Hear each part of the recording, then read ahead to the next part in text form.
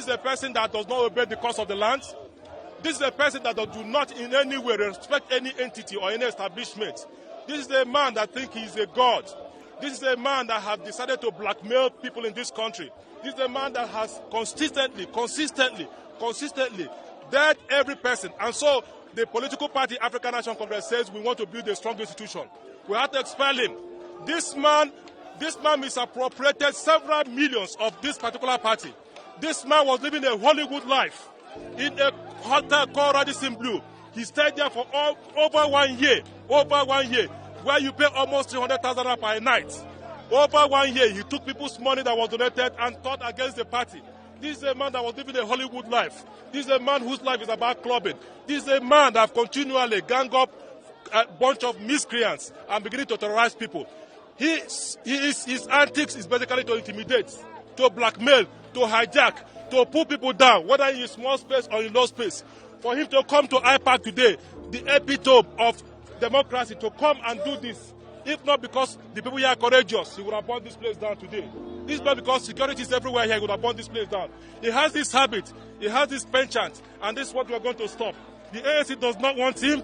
The ANC has expelled him. The ANC is telling the world that this man is unfit to occupy, even being a primary school captain in the class. So we want to say clearly, you can't see him around here. You only see people around here.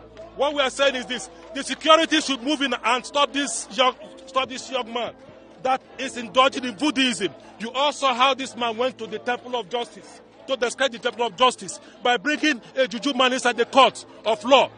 Since some election will say in one start, his problem is not federal government. Problem is not holding the federal government of Nigeria accountable, doing all of these theatrics and shenanigans around. But then main focus of his goal, his assignment in the APC team is to tackle opposition, especially Peter Obi, who will also face him.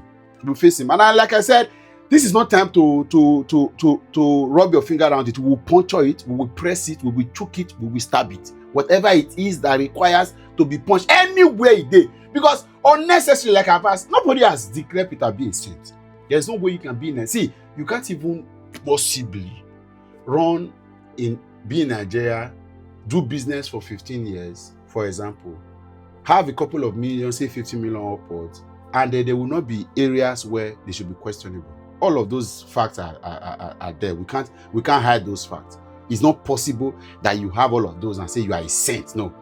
But we agree that in talking about the issues of this country, all of us can come together and look at this government to say this government lacks basically as basic as anything, rule of law.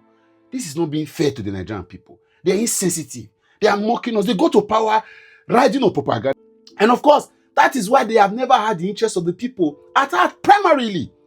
And so they would rather use propaganda to stay in power than actually do development. And that's why this government has technically ignored real developmental index to focusing on what people call macro gimmicks. We are paying debt. You are doing this. Whereas it is not a big deal. The debt that Tinubu pays, even Buhari, as terrible as it was, the debt that we incurred from COVID-19, so to speak, it was a quarterly redemption debt that we have paid successfully. Up to the time that in the last quarter of 2020, for Tinubu now pays. Why is it now noise? Because all of their games is a propaganda. Meanwhile, the interest on those debts, they are still on the ground, does not be paid. Why are you focusing on all of this drama, these theatrics, instead of focusing on real development? What has Tinubu done in actually empowering indigent communities for safety of lives and properties, for water, for healthcare, for education? What have you done? Theatrics, gimmicks. And but Sowore doesn't have a problem with all of this. And that's why he's not concerned about Electoral Act.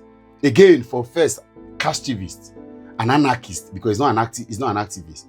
You are not the one championing it. Or you think that would expose you. Why are you quiet about the electoral reforms like APC people? Why are you acting as if you are part of this book? Why are there cons around you, sir? So we are going to get it's not a battle. As we are fighting Tinubu, we are fighting all of these small boys he's using to do media propaganda. We'll bring everybody down. It is our country. You have done so much. A few people even said that they may vote in 2027 because they are still doggedness in you. But only if they know That this doggedness, this one is pseudo doggedness. It is dramatic. You know, you are not who you are. You are not who you say you are. When we face you, let's tell ourselves the truth. I will even pick a Buhari over you, sir. I'll pick a Buhari over you. Who you be? You dramatic person, you actor, theater art practitioner in the political field of Nigeria. We will focus on you now. Since you don't want to focus, nobody says you should not attack. But please, we have more salient issues. Why are you bothered? Are you not supposed to be part of the coalition? Get to the coalition and let Nigerians decide that you should not have a voice in it. Get all of that. You don't want to do coalition with Peter Obi and Atiku. They are part of the criminal gang. Okay, so in this country now, people asking to be president, nobody wake on. Only you right. Jesus Christ. Even the Bible said there are 7,000 prophets that are yet to bow to Baal. You want to become president and nobody knows you. You are going down. You are declining political popularity from 30,000 in 2019 to 14,000. Your problem is that all of the monies that were coming to you from left, right, and center that you were using to live according to this guy now, all of them, you are angry that you're no longer getting them. You're living large. You never enter our office, and they live large. If they give you that office now, nobody will know this country again. We will face you. Since you don't want to mind your business, we will mind you. Agbaya.